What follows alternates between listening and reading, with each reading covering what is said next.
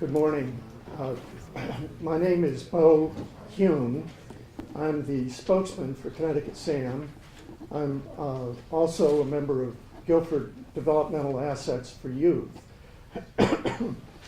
When I retired from my job at Pfizer Inc., I looked for something that I could do that would make a difference in my home community. And I decided that the issue of teens and drugs and alcohol was probably the most important issue facing our town. And I believe it's also true of the state. I had a daughter, my youngest daughter, who got addicted to crack as a sophomore in high school.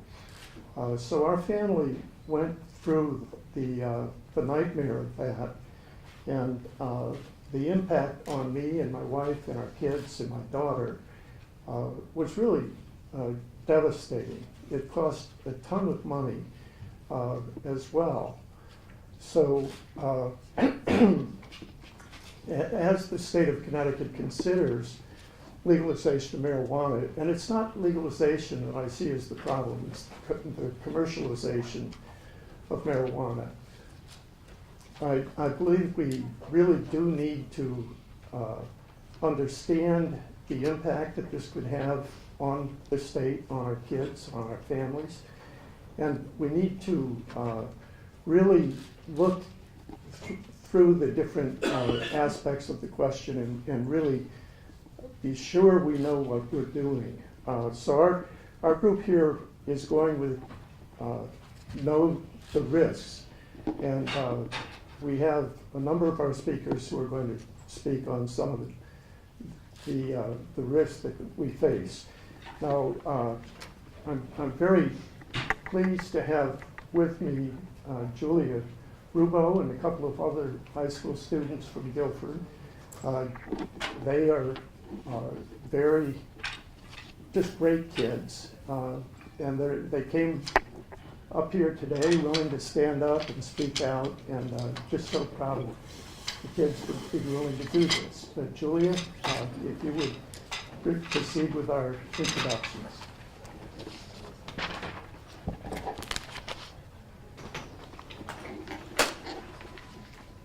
Vincent Candelora, State Representative for Durham, Guilford, North Branford, and Wallingford.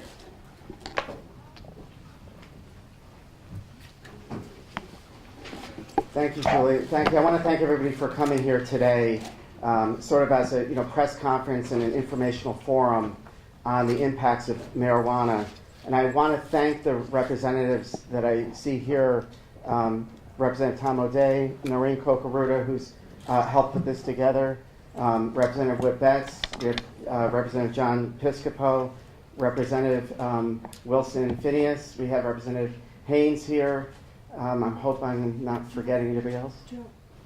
Oh, Representative Gresco as well. Regardless of where you are on the issue in terms of voting in this General Assembly, I think it's important to get the information and go into it with your eyes wide open. When I first started looking at this issue, I was not necessarily adamantly against legalization, but as time has gone on and as research has come forward, I have become more and more adamant that as a nation, this is a mistake in what we're doing. And I think Bo points out correctly that this really is the commercialization of a drug that is being disseminated onto our residents for people to make money. It is the new big tobacco from the 1950s. And I think as we continue to age, people will look back and realize that this was a mistake.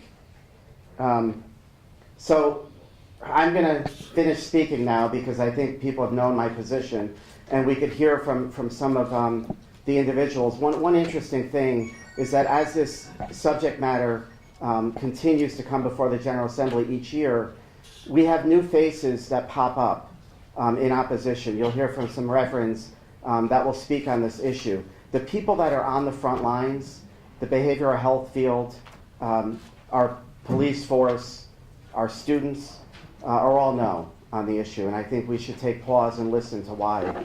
And I just want to end, I see Gail, Master Francesco in the audience as well, and thank you for coming.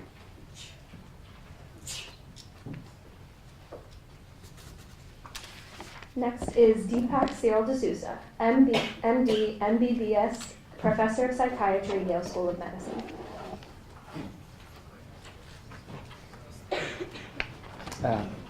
Good morning. I'm here to speak wearing essentially 4 hats. I'm a psychiatrist. I treat people with serious mental illness, most of them at the VA hospital. I'm also a researcher. I've been conducting research on the benefits and the harmful effects of marijuana since 1997. I'm also the father of a 17-year-old, and I speak with that hat on too. I have 4 concerns that I'll quickly summarize. The first is my concern about the impact of marijuana on the developing brain. As you know, the states that have legalized marijuana all have the highest rates of adolescent cannabis use. And so it's just a matter of time that if we were to legalize, we would see the same trend, or rather there's no reason for us to expect that to be any different if we were to legalize marijuana in the state of Connecticut.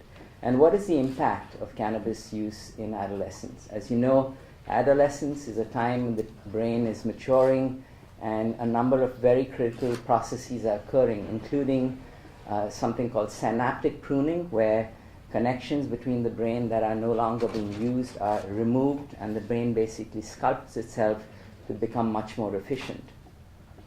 All of us have a brain cannabinoid system. Whether you use marijuana or not, we are born with it, animals have it. And the brain endocannabinoid system plays a very important role in the development of the brain. And perturbing that brain endocannabinoid system with marijuana can have long-lasting consequences. We know from animal studies, careful animal studies where we are able to control many variables, that animals exposed to cannabinoids in adolescence, even when exposure to cannabis is stopped in adolescence, can lead to long-term effects in the adult animals. Obviously, we cannot do those kinds of studies in humans, but there are some studies that indicate that exposure to cannabis in adolescence is associated with structural brain changes. I point your attention to a recent study that was published 2 weeks ago in the prominent journal, the Journal of Neuroscience, where they examined 2,000 young people. This was a study done in Europe, published in the US, and they found that 14-year-olds who had 1 or 2 exposures to cannabis had structural changes in the brain. I've had that in the press release that some of you may have. And this can only be explained by their exposure to cannabis. We know that students spend a lot of time studying and learning, and we know that acute exposure to cannabis can affect many of the cognitive processes that are critical to the life of a student, such as attention, memory, processing speed, and so on and so forth. So that's the acute effects of cannabis. There's absolutely no question that cannabis impairs many of those cognitive processes. And chronic use of cannabis can also result in some cognitive changes, but whether those changes remain forever is still a matter of debate. So just to be fair, that's still an open question. So one is the issue of cannabis in adolescence. The other related issue is that we know that exposure to cannabis in vulnerable individuals can increase the risk for perhaps the worst serious mental illness, schizophrenia. There is now fairly convincing evidence that people who are vulnerable, who are born with the right genes, if exposed to cannabis in adolescence, can have about a 2 to 4-fold higher risk of developing schizophrenia. Who will pay for the costs of this lifelong illness that usually begins in adolescence? So we also know that exposure to cannabis has been sometimes been referred to as a gateway process, where exposure to cannabis can lead to other more harmful drugs like opioids and cocaine. The other issue that I'd like to raise is the effect on serious mental illness. I'm a psychiatrist. I work with people with serious mental illness like schizophrenia and bipolar disorder, and there's absolutely no question that the use of cannabis by people with serious mental illness almost always has negative consequences. They end up more in the ER, they end up in the hospital, their stays in the hospital last longer, they get into more trouble with the law, they lose their housing. Who will pay for that as a society? We should be prepared for that when we make this decision. And finally, I want to point out to you all the effects of cannabis on driving. I drive on 95 every day to Yale and to the VA hospital, and that's hard enough. I would like you all to pause and think about what might happen when we have people who are driving on 95 stoned. What about opiates and benzos? That's a great point. That's bad too. There's no question about that. We all want to have our roads safe, and right now our colleagues in law enforcement don't have the necessary tools to be able to monitor and to evaluate people in an accurate way when they're driving under the influence of cannabis. As I mentioned in my press release, there was a study done in Canada which estimated that the cost of motor vehicle accidents, insurance claims, hospitalizations, etc. in Canada amounted to over $1 billion. And I ask you all to consider that in making your decision about legalizing recreational marijuana. So thank you for your attention.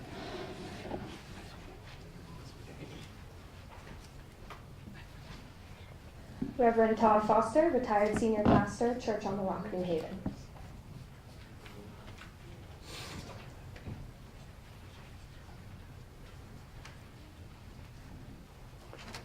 Good morning, ladies and gentlemen. It's a wonderful day for democracy, and I'm glad to be here among you.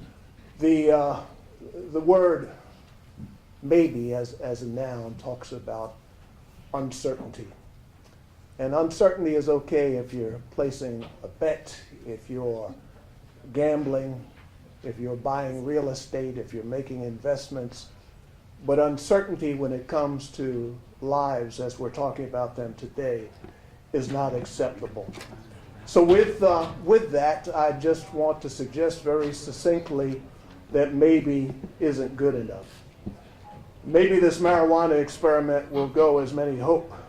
Maybe lots of people will get rich and state coffers will overflow. Maybe no one will have to suffer in the process. Maybe. Maybe the legalization of pot will be the panacea to make racial disparities in administration of justice go away. Maybe our black and brown communities won't catch the short end of the legalization stick. Maybe the road to Dr. King's beloved community is paved with weed. Maybe. Maybe the black market will just disappear, but maybe, as has been the case in other places, they will simply become more dangerous, devious, and determined to survive by any means necessary. Maybe. Maybe law-abiding folks who have latent tendencies toward addictive behaviors won't find their way into the new pot shops. Maybe their own curiosity and the proposed new marijuana legality won't collide. Maybe they won't fall into that bottomless pit of addiction. Maybe. Maybe laws to keep THC-impaired drivers from behind the wheels of motor vehicles will be enough to keep us all safe on the highways. Maybe our insurance rates really won't go up. Maybe there won't be more fatalities, shattered families, funerals, and tears. Maybe. Maybe those young people who are already heavy marijuana users won't feel the implicit nod to use even more. Maybe their motivational drive, dropout rates, attitude toward life, and capacity to achieve won't be affected. Maybe lawmakers won't look the other way. Maybe. Maybe those bright-colored, inviting candies laced with marijuana will be properly packaged, labeled, and kept away from children. Maybe all parents will be responsible to do their parts to keep their kids out of the emergency rooms. Maybe. Maybe the fact that scientists are still debating whether marijuana is a causative or correlative factor in psychosis should give the rest of us pause until they know for sure. Maybe. Maybe employers won't have to deal with more impaired, unproductive, and unsafe workers. Maybe employee-friendly companies can just start supplying their new hires with all the necessary equipment, training, and Cheetos. Maybe. Maybe the cleverly disguised vaping devices finding their way into our schools in alarming numbers won't have high THC content marijuana cartridges in them. Maybe we should warn our young people what they could do to their brains. Maybe they will listen. Maybe. Maybe all of the hoped-for financial gains associated with legalizing marijuana won't be offset by costs associated with treatment, injuries, loss of work, damage to property, etc. Maybe. Maybe our legislators will research the growing body of evidence for themselves and not allow the polls or the lobbyists to dictate a collective political moral conscience. Maybe they will wait for definitive data before even considering changing the laws. Maybe. Maybe big pharma, big alcohol, big tobacco, and even big agriculture will curb their insatiable desire for profits and endeavor to do more to build our communities than they might otherwise do to pillage them in the name of profit potential. Maybe. It's a crapshoot, a toss of the dice, a mega million-dollar lotto dream. Maybe we will all be winners, but how much are we willing to bet? Whose lives are we willing to lay on the line? Maybe it will be worth it. Maybe. Maybe not. Saran, President of Connecticut's Police Chiefs Association. Good morning.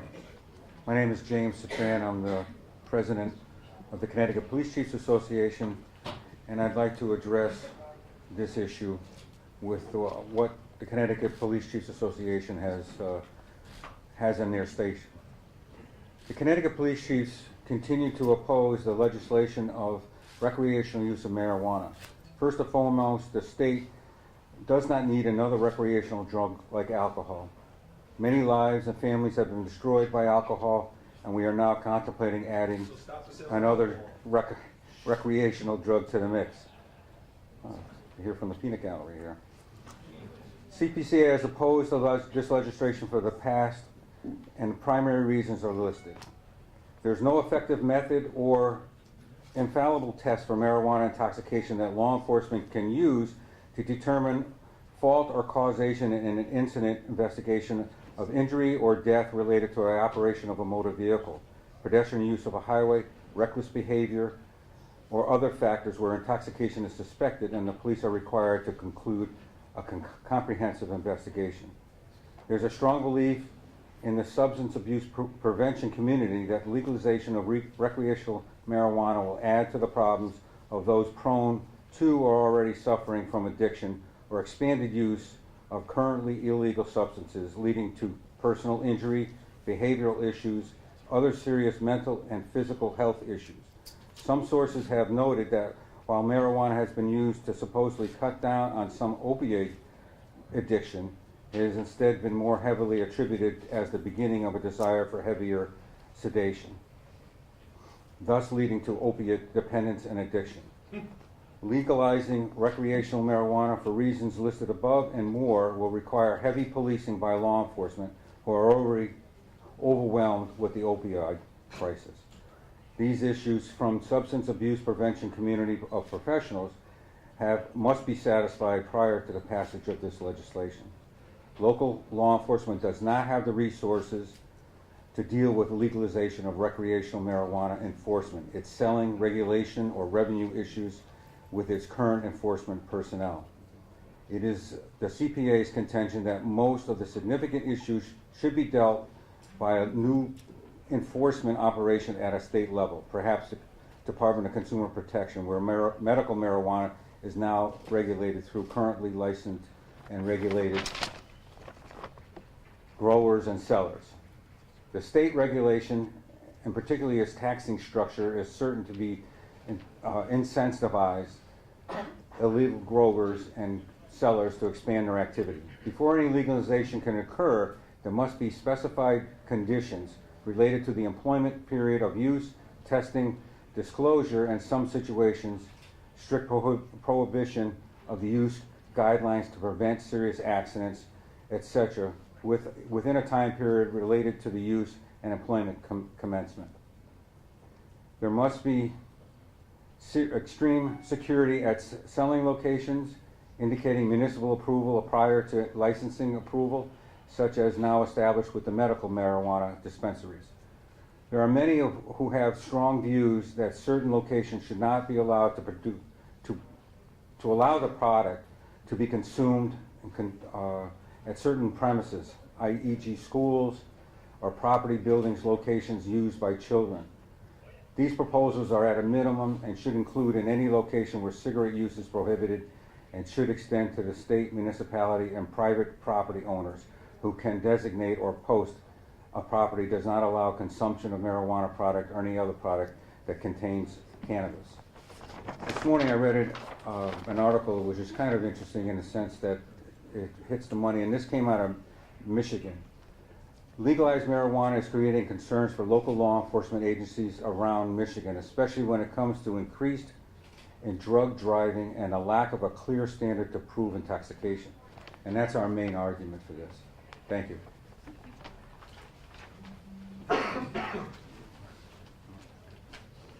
Next is Scott Cochran, Director of Madison Youth and Family Services and Connecticut's Youth Services Association.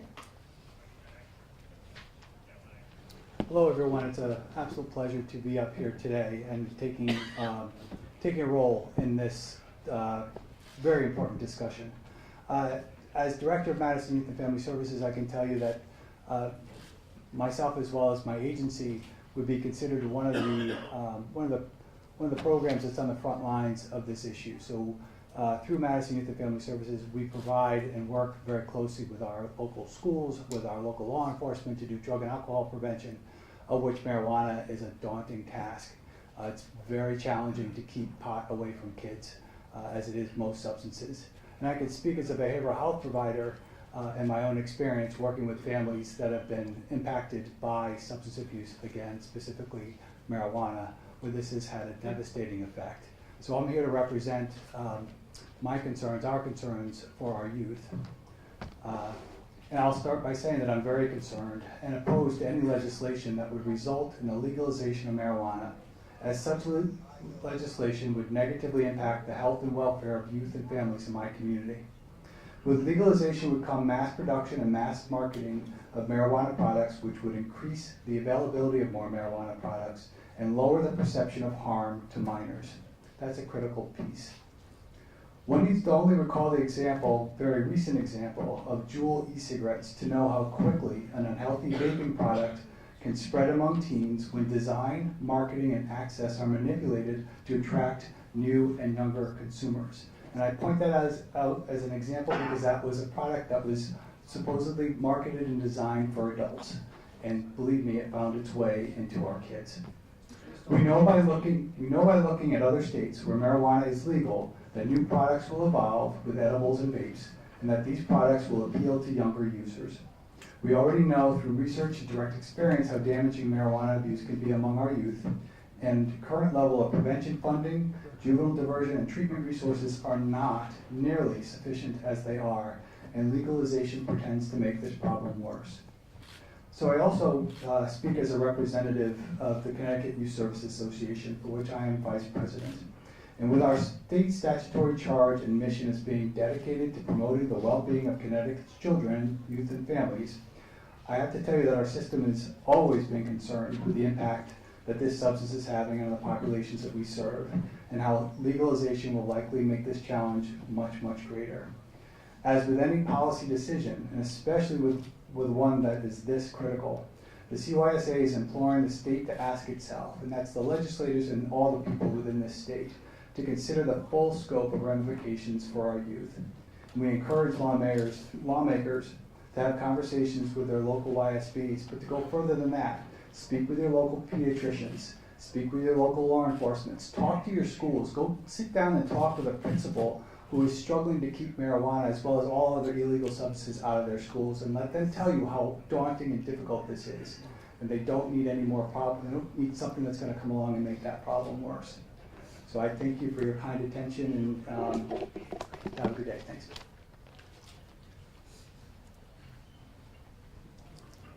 Now we will have Jennifer Doit, Director of Behavioral Health, Housatonic Valley.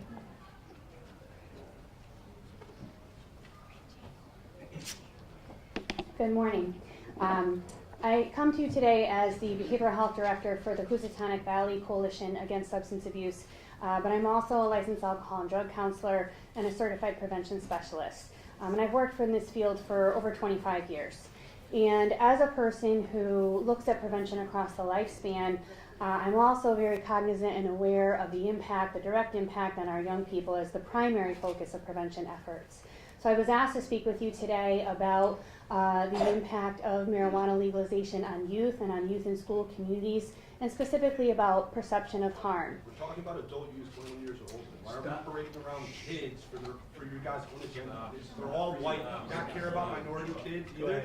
This is ridiculous. So what we understand about what impacts young people's use of substances is perception of harm, how harmful they think that substance is, perception of parent disapproval, and perception of peer disapproval. And we know already that our school youth risk behavior surveys are telling us that young people believe their parents do not think that marijuana is very harmful. And when perception of parent disapproval goes down, youth risk-taking behavior goes up.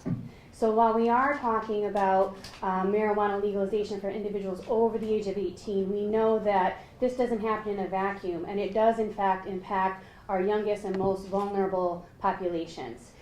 We also know that perception of peer disapproval has a significant impact. What our peers approve of or disapprove of matters in a young person's decision-making processes. And so again, when a substance is legalized and that perception of harm goes down and our friends don't disapprove of it as much as we think they would, our initiation and experimentation with those substances increases, whether legal or illegal. So while we are understanding that we're talking about the impact of marijuana legalization for adults, we cannot ignore the fact that it does impact our young people. And in talking about youth decision making and that impact on school communities, as many of our speakers have already identified, youth are already engaged in this risk-taking behavior. And this risk-taking behavior will not decrease with legalization, it would increase. It would improve access, and we know that access matters also. It would allow more young people to be facing consequences in school communities, and so those school communities would have to respond with ticketing, suspension, juvenile review board referrals, et cetera, and again, we have to think about the larger impact on the family, on the developing brain, and on that young person's understanding of the long-term effects of marijuana. So we cannot ignore that perception of harm goes down when a substance is legalized and access increases, and that does directly affect rates of youth. The data has told us that for more than 30 years, and we would be ignorant to ignore it. Thank you.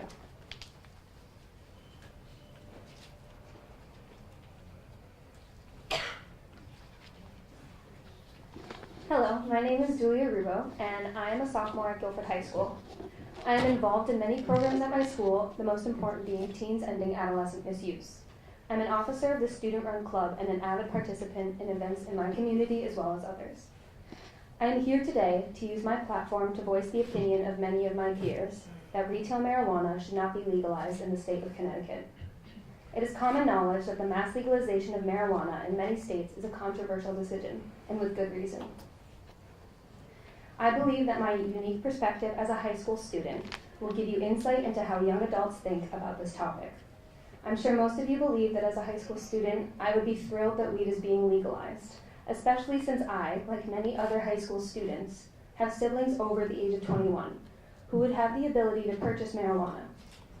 One of my best friends has a sister who goes to college in Massachusetts, where marijuana is already legal for recreational purposes. She will buy marijuana in Massachusetts, drive home to Guilford, Connecticut, and give a good amount to my 16-year-old friend. If pot is legalized here, then during her summer break at home, all she has to do is drive down to the store and get him some whenever she wants and save herself the 2-hour drive. She is saving herself 2 hours that could have been spent thinking about what she was doing. In those 2 hours, she has the ability to think, am I really going to buy my little brother a drug right now? Marijuana will not have a strict age limit, and it is naive to think that it will. The mindset of my peers is dangerously casual. There are people who are close to me, smart and informed people, who believe that marijuana is not addictive and cannot kill you. And while a person cannot overdose on the substance itself, marijuana-related deaths are a huge issue, especially in my community. It is in fact addictive, especially for those under the age of 25, for they do not have a fully developed brain yet. If a child under the age of 25 smokes marijuana, they are priming their brain for addiction for the rest of their lives. According to the CDC, people who smoke weed are 3 times more likely to get addicted to heroin than those who don't. I'm deeply concerned about all the people close to me who have tried marijuana while they're still just teenagers. I don't know what to do. I don't know what I would do with myself if I lost the friend I mentioned before to a foolish decision he made when he was in high school. Children my age are not getting the message that marijuana is a dangerous substance and should not be used carelessly. The messages this legislation would send is alarming. Our entire lives, countless doctors, teachers, former users, and law enforcement have drilled into us that weed is dangerous and to stay away from it. We have heard horror stories of people who began smoking weed at an age as young as 11 and went on to live lives full of addiction and crime. But all of a sudden, politicians and public figures that we are supposed to look up to and respect are telling us that marijuana is fine for recreational use and not a big deal. Thank you.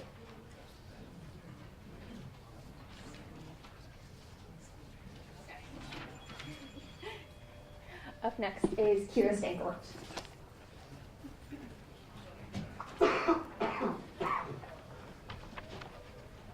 Good morning, my name is Kira Stankiewicz and I'm a sophomore at Gilbert High School. I know that by no means am I a professional or an expert on this subject, but I do know that this is very important and relevant to me and my community. This topic of legalizing the recreational use of marijuana is very relevant to me, my peers, and all youth, regardless of what age limit is set on the buying age. I do not understand why there is controversy surrounding the idea of legalizing recreational marijuana. I do not understand why morally there is any question about what dangers legalization may bring. In my school, in my extracurricular activities, in my confirmation class, in my Pilgrim Fellowship, there have been many speakers who have come to talk to us about how their lives have been and still are scarred, ruined, destroyed by drug addictions. There have been friends and family members who have talked to us about the experience of finding their child dead from an overdose. Different people, different backgrounds, but one common link. Do you know what it is? You do. It's marijuana. Without fail, this has been true. They mostly began the same way. It began in high school when I started smoking marijuana. From there, addiction and a need to get high leads to more serious addiction. This disease is an epidemic. Just recently, I was conversing with a friend who has a sibling in 8th grade. Just a reminder, this means that their kids are 13 and 14 years old. She told me that there are kids who are already smoking weed at just 13 and 14 years old. Victims of addiction are only becoming younger, especially in conjunction with the epidemic of juuling that is rapidly destroying our school system. Juuling, marketed by adults in the tobacco industry as safer alternatives to cigarettes, has led and deceived children into believing that they are safe, marketing with their fruity scents and convenient size. And because of this, kids are addicted to Juuls, unable to last a period in school without hitting their Juul. Just a reminder, a period in school for us is 57 minutes. So inevitably, if recreational marijuana is legalized, children will be deceived into thinking that it cannot be as dangerous as they have heard. They will be reinforced with the mindset that it is okay. And there is nothing recreational about addiction. I have a 12-year-old brother in 7th grade, just 1 year younger than the previously referenced kids juuling and smoking. How can I be confident that his grade is clean? My main focus is primarily on the health of my brother and his friends, primarily my brother. One of my greatest fears, in complete honesty, is that my brother will get sucked into smoking weed and from there spiral downward into a life of addiction. I know that sounds dramatic and ridiculous, but if marijuana is legalized, there is nothing irrational about this nightmare. When I confide in my friends with these thoughts that keep me up at night, they tell me not to worry, that he's too sweet and innocent, that he knows better, that's not who he is. After all, it is true that my mom and dad have raised my brother, sister, and myself with morals against smoking, drinking underage, etc. However, marijuana does not solely target those who get themselves into trouble, nor is it necessarily a reflection of a bad person. Rather, if marijuana is legalized for the recreational purposes, and kids are thinking it's okay to smoke, anybody can fall victim. How can I be sure that he will not cave to peer pressures? And why, out of all stresses that I already have to handle, should this be in my mind too? It's been discussed that legalization of recreational marijuana will enable regulations, such as ensuring that there are no additional unknown substances in a joint. But how can you assure us that we will be safe? What plans do you have that you can confidently say will protect us? Is there even one? If legalization goes through, how can I feel comfortable in a classroom setting if a teacher was smoking weed right before they came to school, or if a bus driver had just taken a hit right before they started their route? The idea that legalization is such a close possibility is in all honesty sickening. Pot, weed, joint party fun? No. Many of us think fear, addiction, disease, mistake trouble. Is that really something you're willing to support? This problem is closer to us than we acknowledge, and legalization will only bring more doom. I just wish that the safety of our youth could be considered more important than the economic and political benefits of marijuana. After all, I like to think we were worth more than a drug, but that decision, if I even have to call it that, is in your hands. You can't support both legalization and the youth, so choose wisely. Thank you.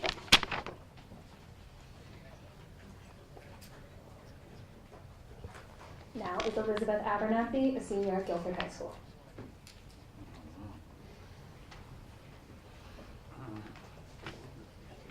Good morning. My name is Elizabeth Abernathy, and I'm a senior at Guilford High School and a youth member of CT SAM's Smart Approaches to Marijuana.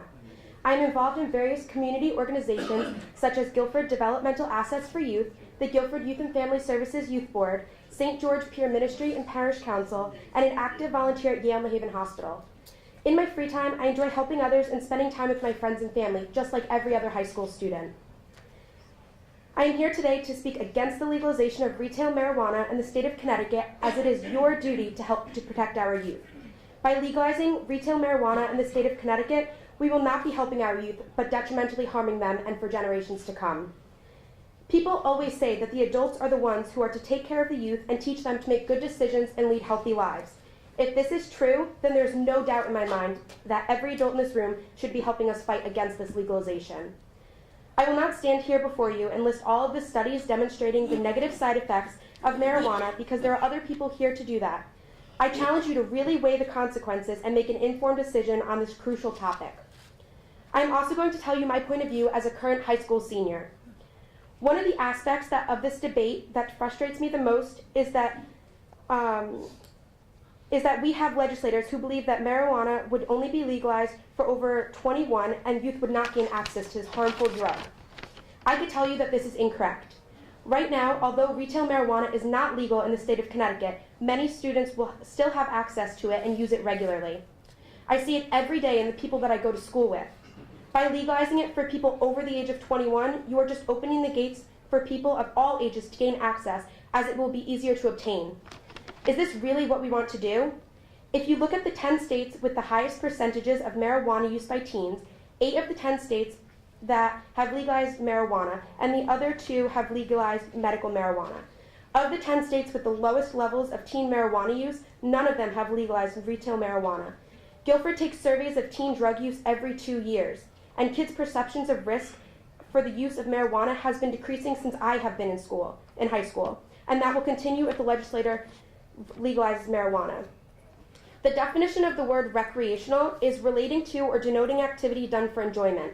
By calling this recreational marijuana, we are telling people, especially our youth, that using this drug should be done for enjoyment. Is this really the message that we want to send?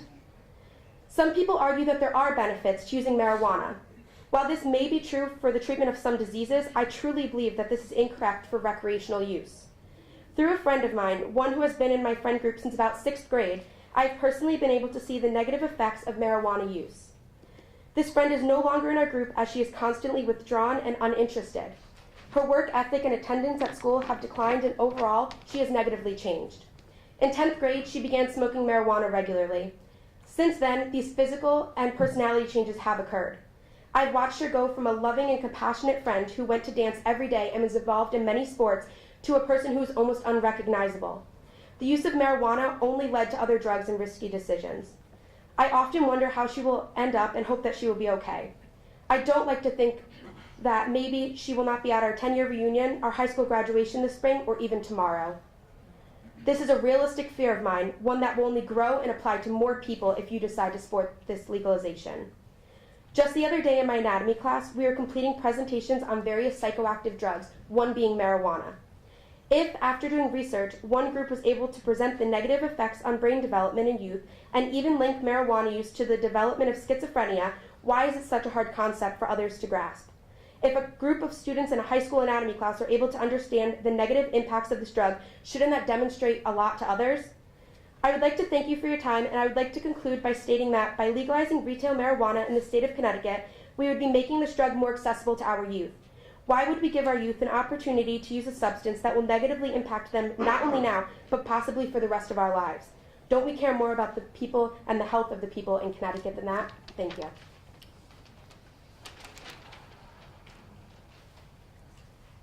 Finally is Reverend Abraham Hernandez, National Chapter Director, National Hispanic Christian Leadership Conference.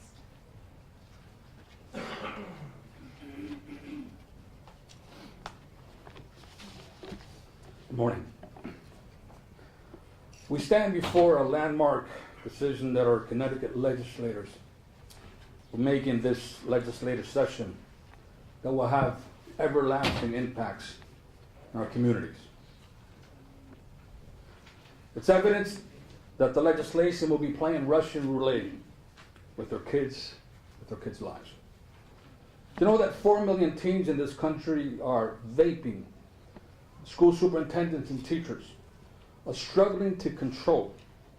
This should send chills through our spines.